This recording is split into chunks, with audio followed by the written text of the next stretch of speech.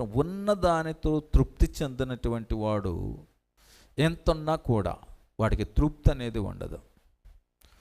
తృప్తి కలిగినటువంటి జీవితం అనేది ఇది సంతుష్టి సహితమైనటువంటి భక్తి.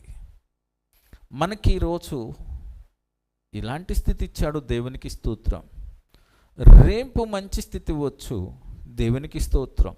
ఎల్లుండి ఉన్నది మొత్తం పోవచ్చు, దేవునికి స్తోత్రం. దేవుడిచ్చెను, దేవుడు తీసుకునేను. మన విశ్వాసము తొట్టిల్లకుండా కాపాడుకోవాలి.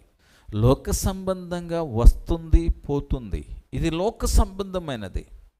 కానీ మనం ఆ విశ్వాసాన్ని మనం పోగొట్టకూడదు. ఉన్నప్పుడేమో దేవుడిని స్తుతించటం, లేనప్పుడు మరలా దేవుని సన్నిధికి పరుగుని రావటం, రోగాలు వచ్చినప్పుడు పరుగుని రావటం, బాగున్నప్పుడు విలాసంగా తిరగటం, ఈ కాదు.